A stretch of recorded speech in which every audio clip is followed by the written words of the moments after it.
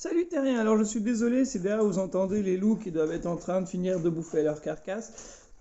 Pardon pour ce petit dérangement, mais que voulez-vous quand on vit dans la nature? Il y a les avantages et les inconvénients. Alors, petite vidéo donc sur une race extraterrestre que vous appelez petit gris. Éventuellement, c'est le nom le plus commun parce que tout le monde les appelle comme ça, même dans la galaxie. Alors, c'est une espèce qui n'est pas biologiquement vivante. Enfin, ouais, c'est pas biologiquement vivant. C'est ce qu'on appelle dans le jargon scientifique ou commun des terriens, tout simplement un clone en fait, tout simplement. Donc une vie et qui a été modifiée. Donc on a pris un peu d'ADN. Donc ce sont les clones d'une espèce qui s'appelle en fait à la base les Elmanook, qui est une espèce qui est très bonne et très sympa et que j'ai rencontré en 2012 ou 2013, je ne sais plus exactement, mais ils viennent très rarement sur Terre. Mais quand ils étaient là, je les avais rencontrés justement. Et je crois que j'en avais même parlé à l'époque, mais tout le monde s'en foutait, donc bon, et en plus je m'étais fait strike, comme la bonne chanson habituelle de YouTube. Alors oui, ça fait depuis les années 40 qu'on vous montre sa gueule, enfin, tu sais, Paul le dit même dans le film, depuis les années 40, on met ma gueule partout sur les affiches de pub, etc. C'est pas pour rien, les gars, c'est pour vous habituer, parce que oui, on est bien là, on existe. Sauf que ce que je trouve très drôle dans le cinéma terrien, c'est que vous faites tout à l'envers. Donc les êtres bons, vous les faites passer pour des fils de pute, et les gros fils de pute, vous les faites passer pour des êtres super cool, super sympas, alors qu'en fait, non, pourquoi vous faites ça? Pourquoi vous faites ça? Alors je sais que c'est les dirigeants qui veulent mettre ces barrières et qui imposent ces règles, mais pourquoi en fait des règles aussi débiles? Parce que tous les extraterrestres, aliens, appelez ça comme vous voulez, dans les films qui sont agressifs envers l'être humain, bah en fait inversez les choses, parce que dans la réalité c'est tout le contraire en fait, tu vois.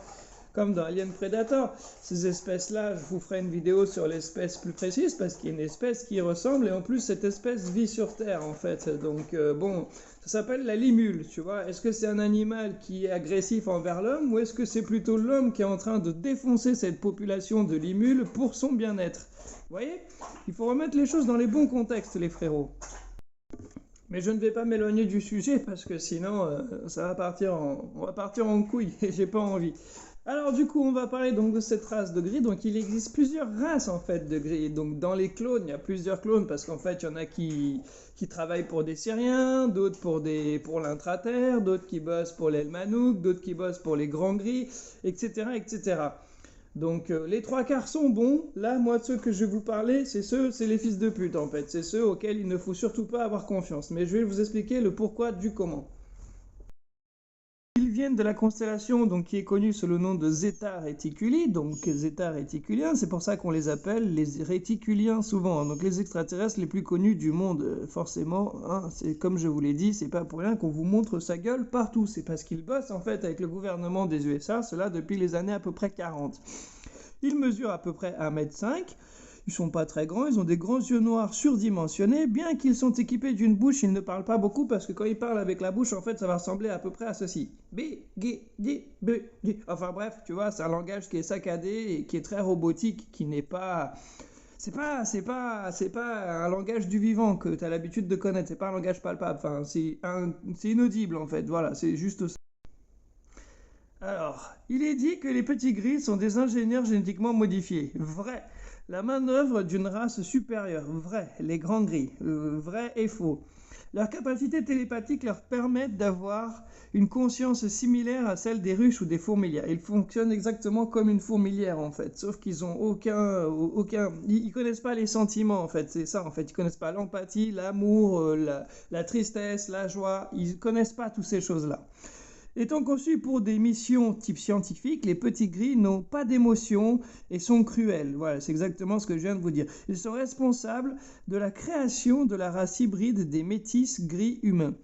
Voilà, par exemple, parce que ça existe aussi, et ceux-là bossent avec les USA, hein, c'est des soldats d'ailleurs, hein, qu'on appelle, moi je sais que j'ai bossé avec des êtres comme ça, et oui, ils les appellent soldats terriens non humains.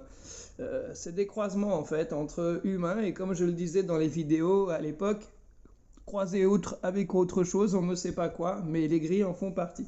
Donc voilà un petit peu pour que tu saches un petit peu où c'est stylé, où ça se situe. Je t'ai mis un petit schéma des cartes stellaires, comme ça tu vois un petit peu où se trouve eh ben, ce petit peuple en fait. Mais en fait, c'est là parce que comme je vous ai dit, il y a au moins 30 espèces dans les petits gris. C'est pour ça que c'est très vaste. On va se concentrer juste sur les connards, nous. Enfin, principalement. Ensuite, il y a les grands gris. Ceux-là, de toute façon, comme je te l'ai dit, l'œil représente l'âme. Quand tu le vois à leur regard. Tu vois que c'est malsain, tu vois que c'est mauvais, tu vois que ça va te faire du sale. Tu vois ce que je veux dire? Alors, il faut à peu près 2 mètres 20. Ils sont grands, donc la plupart, mais ils sont souvent aussi ils agissent avec les terriens, etc. Voilà, donc, et en fait, ce qu'ils veulent à la base, je vais vous expliquer tout ça en détail. Ils sont toujours présents d'accords diplomatiques du gouvernement mondial de l'ombre, les sources d'éclat. Voilà, donc tous les gens corrompus sur la planète, etc., bossent avec ces mecs-là. Enfin, avec ces êtres-là. Les grands gris supervisent toutes les abductions et toutes les expérimentations sur les humains, mais sont rarement présentés lors de tels événements. Ils préfèrent employer leurs sbires, les petits gris. Mais parfois, dans certains témoignages, les gens disent qu'ils ont bien vu des grands gris, ok? Est-ce que vous êtes d'accord?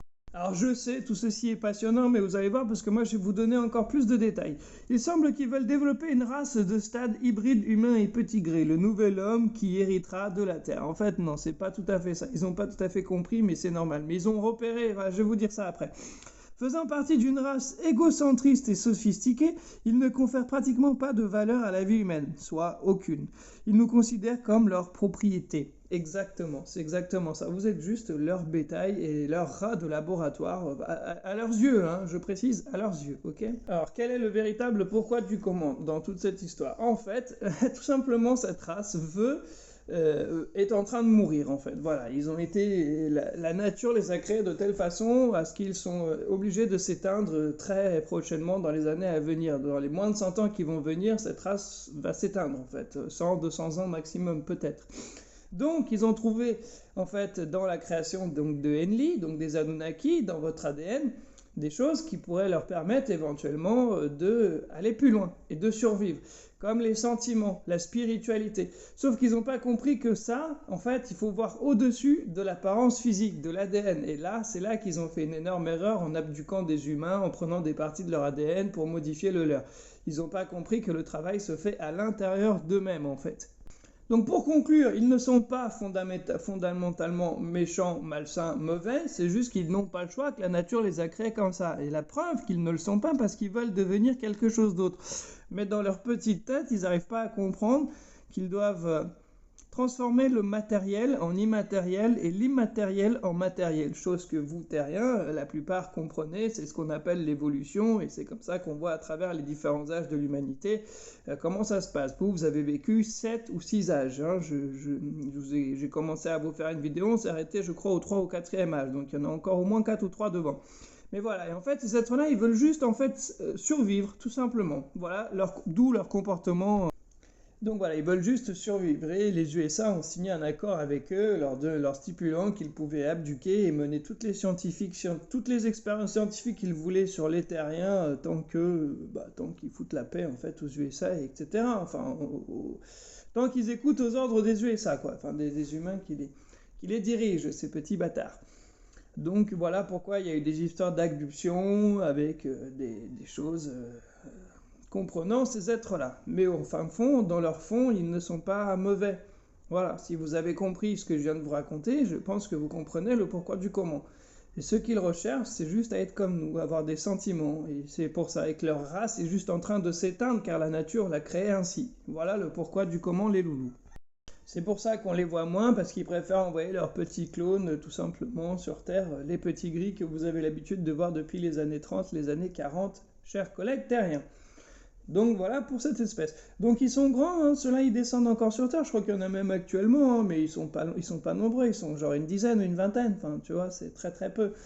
Et ils savent que de toute façon leur fin arrive parce que les humains, vous êtes en train de retrouver votre mémoire perdue, etc. Donc il y a plein de choses qui vont changer à une vitesse que vous n'imaginez même pas, amis terriens.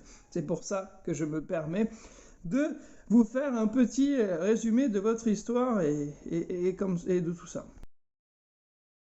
Donc bon, il y a plusieurs documents de la façon de l'USA, de l'US Navy, de l'US Air Force, de la Space Force, etc. Des petits carnets comme ça avec la fiche technique, la constellation où tu les trouves, etc.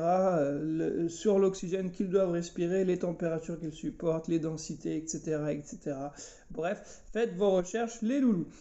Et ensuite, nous arrivons donc sur, pour moi, c'est eux les véritables grands gris, justement, c'est les Helmanook, que j'ai déjà rencontrés donc en 2012, 2013, à peu près quand ils étaient sur Terre. Et eux, il n'y a pas plus bon et plus gentil comme créature, en fait. Et eux ont aussi des clones petits gris, tu vois, donc, qui eux sont très cool, comme Paul, par exemple. Donc c'est pour ça qu'il ne faut pas confondre tous les petits gris. Ceux-là, si tu les croises, et ceux-là, de toute façon, se battent pour vous, en fait, pour vous humains, pour vous terriens. Ceux-là, ils sont de votre côté, mais tous, en fait. Il n'y a qu'une seule ou deux races qui sont vraiment peu, disons, catholiques, enfin, ou fréquentables, disons qu'ils sont peu fréquentables, et je viens de vous en parler. Tous les autres sont absolument fréquentables, mais tous. Voilà pour les grilles, je ne vois pas dire, que dire de plus, parce que je pense qu'on a fait le tour et j'en ai dit pas mal.